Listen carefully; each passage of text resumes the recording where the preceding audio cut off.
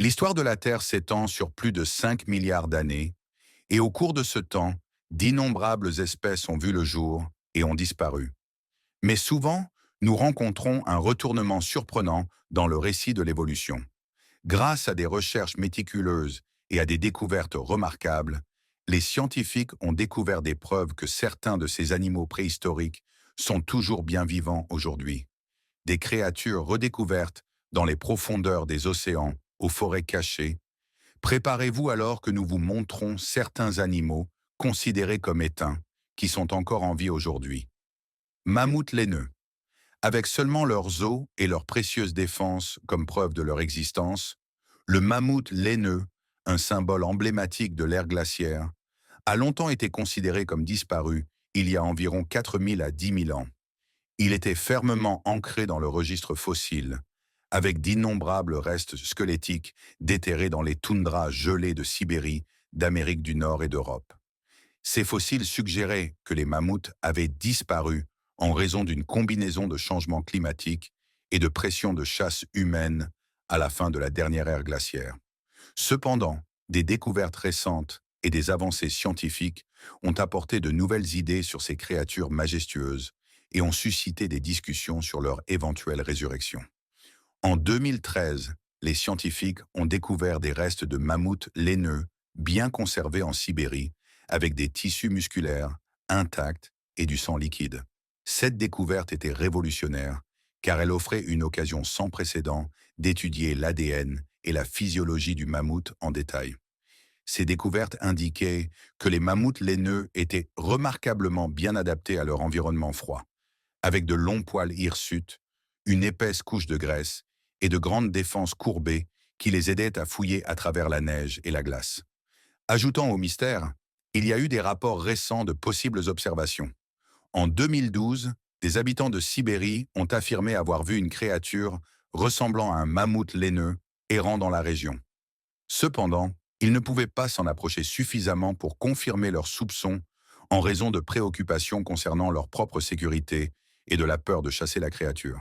Bien que certains soutiennent qu'il aurait pu s'agir d'un éléphant sauvage, de nombreux scientifiques croient que les descriptions ne correspondent à aucune espèce connue d'éléphant. De plus, les caractéristiques corporelles des mammouths laineux sont frappantes et facilement distinguables de celles des éléphants modernes. Ils avaient une bosse de graisse derrière la tête, servant de réserve d'énergie pendant les hivers rigoureux. Leurs oreilles étaient plus petites que celles des éléphants d'aujourd'hui, réduisant les pertes de chaleur dans les climats glaciaux. De plus, leurs dents étaient spécialement adaptées pour broyer la végétation dure et gelée. Ces caractéristiques anatomiques sont évidentes dans les nombreux spécimens momifiés et fossiles qui ont été minutieusement étudiés par des paléontologues. Bien que le mammouth laineux soit officiellement éteint, l'espoir de voir à nouveau ces magnifiques créatures arpenter la Terre suscite une perspective passionnante. Les scientifiques explorent la possibilité de retrouver ces géants anciens, de les cloner ou de créer des éléphants hybrides avec des traits de mammouth. Pic à ivoire. Mesurant environ 50 cm de long avec une envergure de près de 75 cm, le pic à ivoire est l'un des plus grands pics au monde. Il est souvent appelé le Lord Godbird en raison de son apparence saisissante et de sa nature élusive, et on pensait longtemps qu'il était éteint. Son plumage frappant présente des plumes noires brillantes avec des marques blanches proéminentes sur le cou et une bande blanche courant le long du dos. Les mâles possèdent une crête rouge vif, tandis que les femelles ont une crête noire lisse.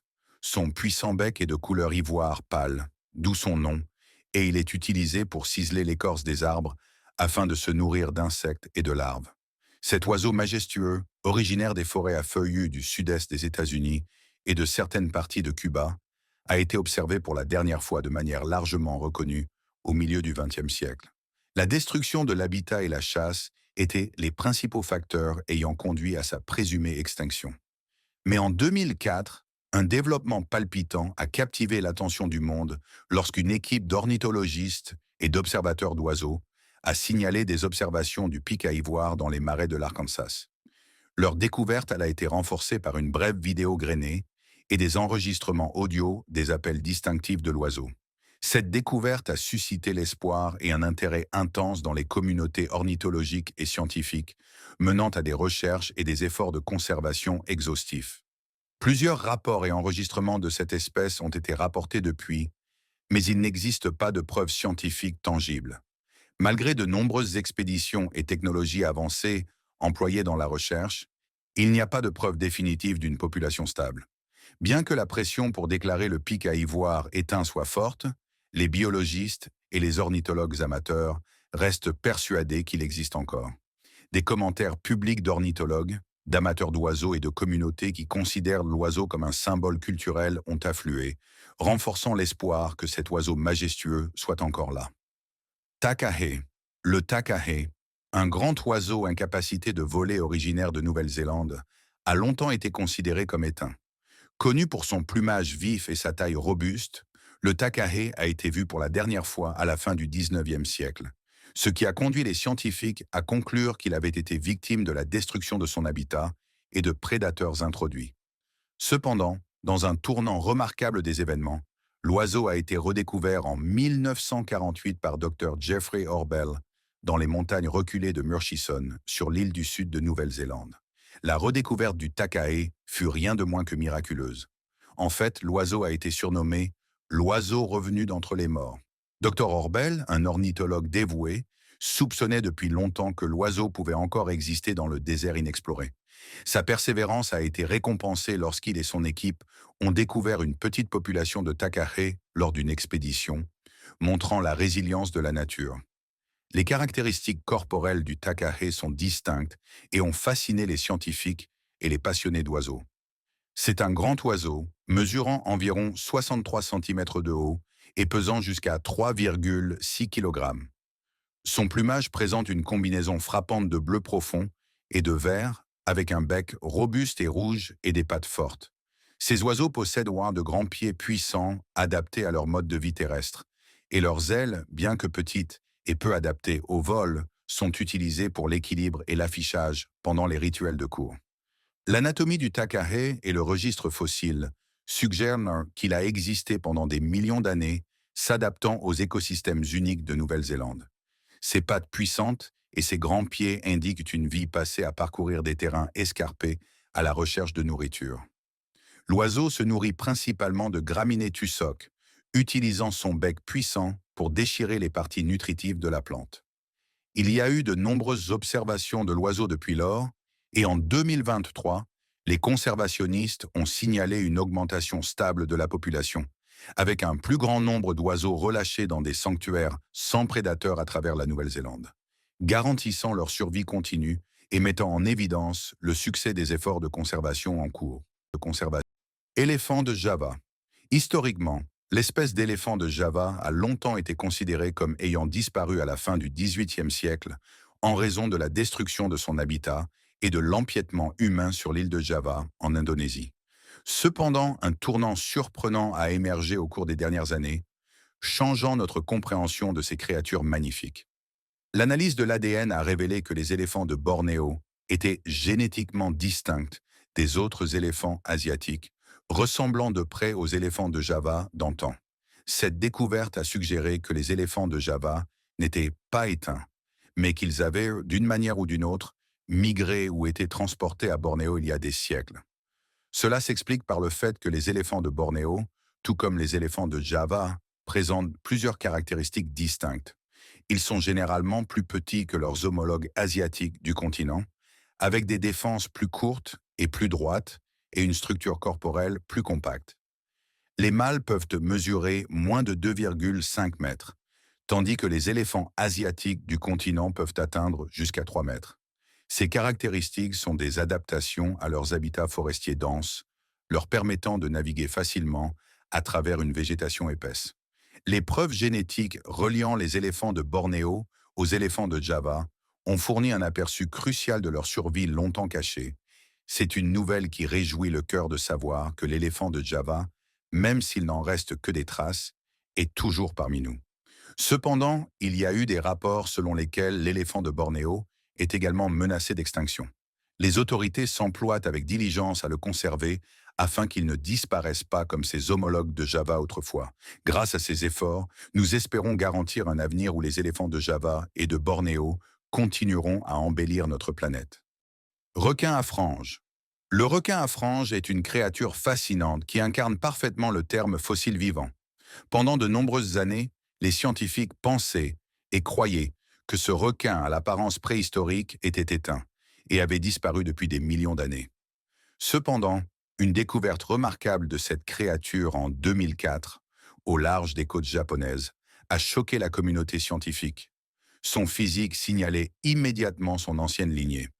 Le requin à franges a un corps long et semblable à celui d'une anguille, mesurant jusqu'à 2 mètres, soit environ 6,5 pieds de long. Son nom provient des 6 paires de fentes branchiales sur sa gorge, qui ont une apparence frisée distincte. Ces caractéristiques, ainsi que ses nombreuses dents en forme d'aiguille et la disposition particulière de ses nageoires, ressemblent frappant à celles de ses anciens parents fossilisés. Les caractéristiques corporelles uniques du requin à franges fournissent des indices significatifs sur ses origines anciennes. Ses traits primitifs, tels que la position de ses fentes branchiales et la structure de sa mâchoire, rappellent les premières espèces de requins qui nageaient dans les océans il y a plus de 80 millions d'années, durant la période du Crétacé supérieur. Les yeux du requin à franges peuvent briller dans l'obscurité, émettant une teinte bleu-vert. Cette bioluminescence l'aide à naviguer et à chasser dans les profondeurs sombres de l'océan. Seuls quelques requins à franges ont été vus ou capturés depuis lors, car ils ne sont que très rarement rencontrés à l'état sauvage, donc peu de choses sont connues sur leur écologie. Les scientifiques continuent d'étudier le requin à franges à travers des explorations en haute mer et des technologies avancées, comme des sous-marins et des caméras sous-marines. Ce faisant, ils visent à découvrir davantage sur son comportement, son régime alimentaire et sa reproduction, dévoilant ainsi les secrets de cette espèce ancienne. Les chélacantes ont une nageoire caudale trilobée et un organe rostral dans leur museau, utilisé pour l'électroréception, ce qui les aide à naviguer et à chasser dans les profondeurs obscures de l'océan. Ces poissons peuvent mesurer jusqu'à 2 mètres de long et peser jusqu'à 19 kg, soit environ 200 livres. Leurs écailles sont épaisses et cosmoïdes, similaires à celles trouvées dans des spécimens fossilisés. L'une des caractéristiques les plus révélatrices de leur ancien lignage est leur colonne vertébrale, unique et creuse, une caractéristique connue sous le nom de notochord, qui sert de structure de soutien flexible. Vivant à des profondeurs de 150 à 700 mètres, les chélacantes ont échappé à la détection pendant si longtemps en raison de leur habitat en haute mer. Maintenant, nous savons pourquoi il a fallu si longtemps aux humains pour les trouver. Numéro 7. Lézard géant de la Palma. Le lézard géant de la Palma, également connu sous le nom de Gallosia awarit, que l'on pensait autrefois perdu dans l'histoire, a fait un retour surprenant sur l'île de la Palma.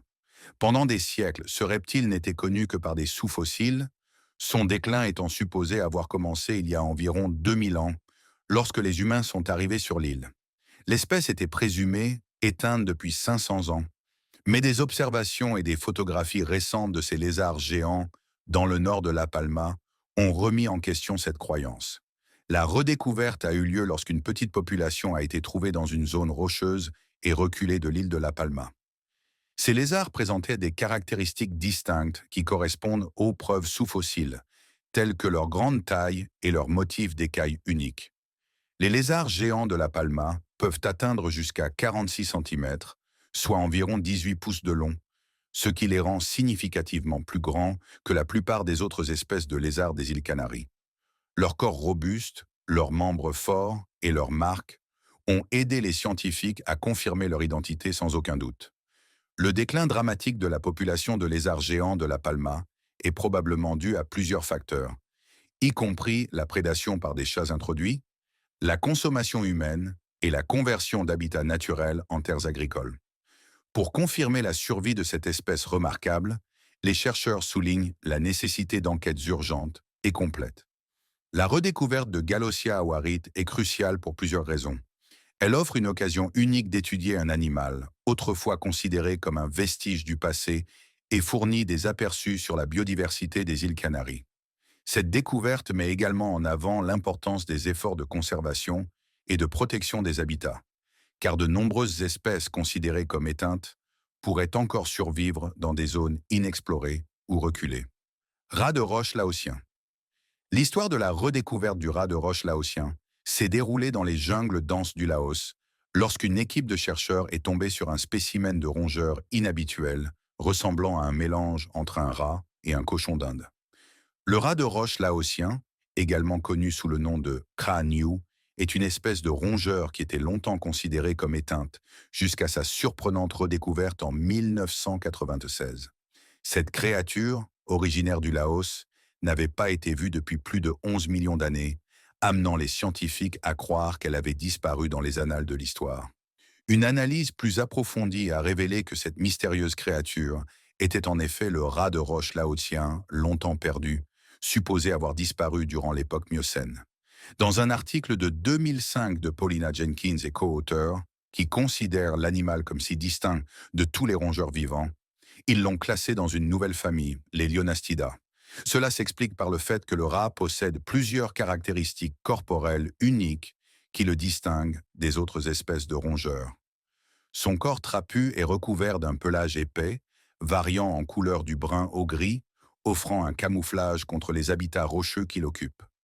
L'une de ses caractéristiques les plus frappantes est ses dents de forme inhabituellement spécialisées, parfaitement adaptées pour ronger des végétaux robustes et creuser à travers des crevasses rocheuses. De plus, ce rat possède une longue queue touffue qui l'aide à garder son équilibre en naviguant dans son terrain rocheux. Ses grandes oreilles arrondies lui offrent une excellente audition, lui permettant de détecter les prédateurs ou proies potentielles dans son environnement. Des études génétiques ont également révélé que le rat de roche laotien est plus étroitement lié à d'autres groupes de mammifères, tels que les éléphants et les irax, qu'aux rongeurs typiques, malgré son apparence de rongeur. Et pour le choix des abonnés d'aujourd'hui, vous regardez une photographie qui a laissé à la fois les scientifiques et le grand public perplexe. Capturée par un explorateur anonyme, l'image granuleuse semble montrer une créature noire mystérieuse et grande, rôdant dans les profondeurs d'un canyon rocheux. Cette figure énigmatique a suscité un intense débat et des spéculations, certains affirmant qu'il s'agissait d'un vestige d'une espèce supposément éteinte, censée avoir disparu au début du XXe siècle en raison de la chasse intensive et de la perte d'habitat. Les observations de grands félins noirs étaient reléguées au folklore et au chuchotement parmi les habitants. Cependant, cette photographie a ravivé le débat sur leur existence. Pourrait-il s'agir d'un membre survivant du léopard noir insaisissable, longtemps pensé éteint dans certaines régions? Ou peut-être est-ce une espèce entièrement inconnue, se cachant dans l'ombre, évitant la détection humaine depuis des décennies? Les chercheurs ont analysé la photographie de manière exhaustive, notant la construction musculaire distincte et la posture furtive, semblable à celle des grands félins. Pourtant, sans preuve claire, le mystère demeure non résolu. Alors, chers spectateurs, qu'en pensez-vous? S'agit-il d'une preuve de la survie du léopard noir, ou entrevoyons-nous une espèce entièrement nouvelle? Ou pourrait-il simplement s'agir de l'un des animaux supposément éteints, encore en vie aujourd'hui? Faites-le nous savoir dans les commentaires ci-dessous. Léopard noir. Pendant des années, nous avons cru que le léopard noir était éteint. Cependant, une découverte remarquable du photographe animalier Wilbur Lucas en 2019 a ravivé l'intérêt pour ce grand félin énigmatique.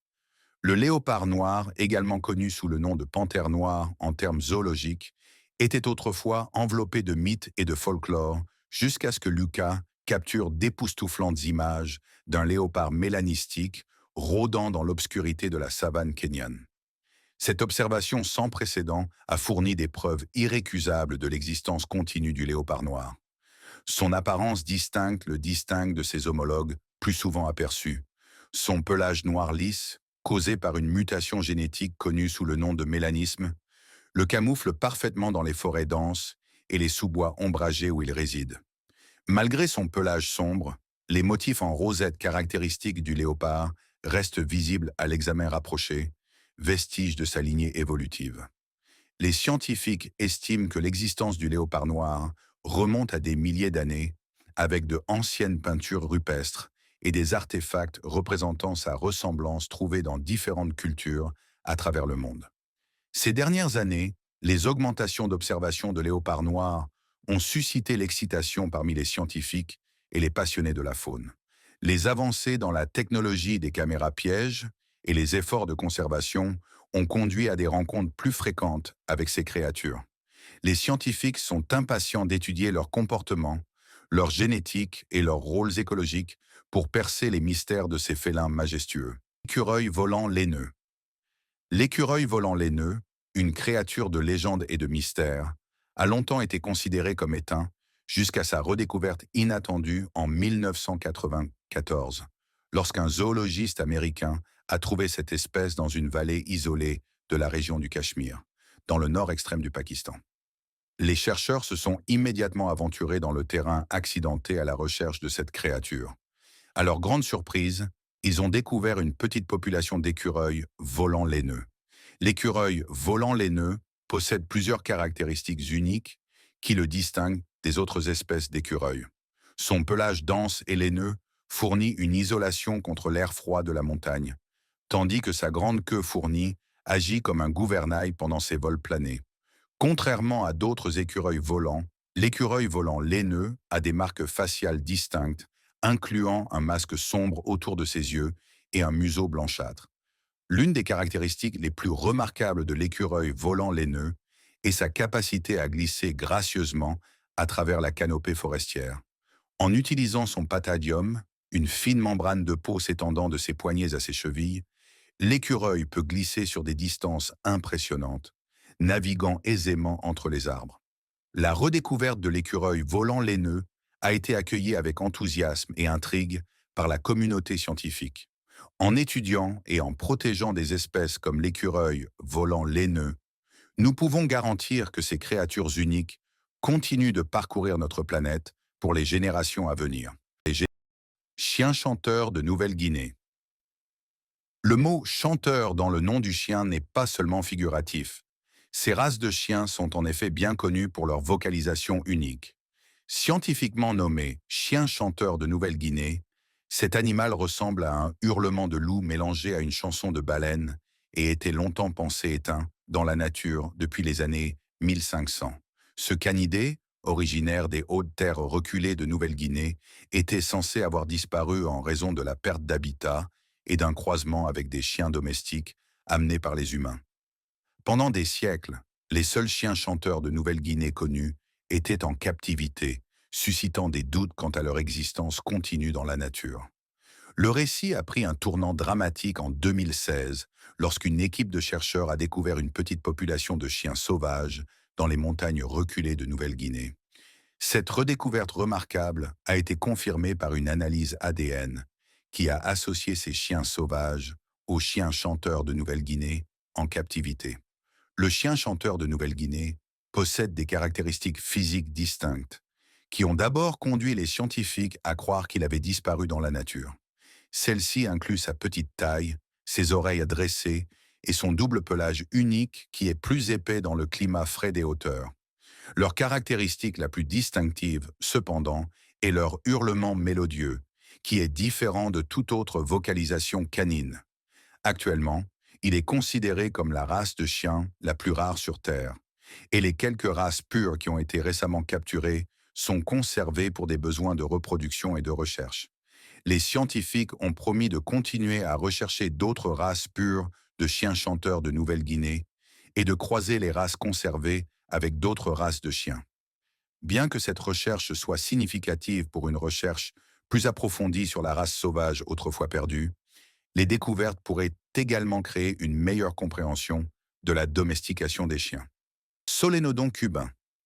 Le solénodon cubain figure parmi les 10 mammifères les plus distincts sur le plan évolutif sur Terre. Dernier survivant d'un groupe diversifié d'insectivores anciens qui vivaient aux côtés des dinosaures il y a 76 millions d'années, ces mammifères nocturnes fournissent des informations cruciales sur la phylogénie et la physiologie mammalienne ancienne. Ces animaux possèdent des caractéristiques physiques distinctes qui les distinguent des autres mammifères. Ils ont un long museau flexible, une salive venimeuse délivrée par le biais de dents incisives inférieures rainurées, et un corps semblable à celui d'une musaraigne, avec une démarche maladroite et trébuchante. Leur morsure venimeuse est unique parmi les mammifères, leur permettant de subjuguer une variété de proies, y compris des grenouilles, de petits reptiles et même quelques rongeurs, en plus de leur régime insectivore. Ces créatures nocturnes passent leur journée cachées dans des crevasses rocheuses, des arbres creux ou des terriers qu'elles creusent elles-mêmes. Leur nature reclusive et leur habitat éloigné ont contribué à la croyance en leur extinction. Pendant des siècles, le solénodon cubain a été considéré comme éteint, les dernières observations documentées remontant au XIXe siècle. Son déclin a été attribué à la destruction de son habitat, à l'exploitation forestière, à l'extraction minière et à la prédation par des espèces introduites comme les chats et les chiens errants. Dans les années 1970, le solénodon était censé avoir totalement disparu. Cependant, une redécouverte remarquable en 2003 a prouvé que cette espèce unique avait survécu dans les régions sud-est reculées de Cuba. Malgré leur redécouverte, les solénodons cubains restent en danger, avec des tendances de population inconnues et aucune estimation précise de leur population disponible. Bien que leur nature venimeuse puisse inciter certains à les craindre ou à les chasser, il est crucial de comprendre leur importance écologique et de mettre en œuvre des mesures de conservation soigneuses pour garantir que le solénodon cubain ne redevienne pas éteint. Tortue géante des Galapagos de l'île Fernandina. La tortue géante des Galapagos de l'île Fernandina, une espèce unique originaire des îles Galapagos, était considérée comme éteinte depuis plus d'un siècle. Découverte pour la première fois en 1906, cette tortue était censée avoir disparu en raison d'activités volcaniques et d'espèces introduites qui ont détruit son habitat et ses sources de nourriture. Pendant des décennies, aucune preuve de son existence n'a été trouvée, amenant les scientifiques à conclure qu'elle avait disparu. Cependant, en 2019, une découverte remarquable a été faite. Une tortue géante de l'île Fernandina a été trouvée sur l'île Fernandina. Des échantillons de sang ont été envoyés à l'université de Yale, où des généticiens menés par le docteur Gisela Cocone ont effectué une analyse. Les résultats ont confirmé que la tortue était en effet une tortue géante de Fernandina, avec un ADN correspondant au mieux à celui de l'autre tortue trouvée en 1906. Cette tortue femelle, nommée Fernanda, a été identifiée par ses caractéristiques physiques distinctes, qui correspondaient à celles de l'espèce supposément éteinte. Fernanda a une grande carapace bombée avec une forme de selle distincte, caractéristique de sa race. Ses membres robustes et sa peau épaisse et écailleuse ont confirmé davantage son espèce. Cette découverte a déclenché une réponse immédiate et d'envergure pour trouver un partenaire mâle pour Fernanda afin de redonner vie à cette espèce presque éteinte. Et c'est tout pour aujourd'hui. Merci de regarder.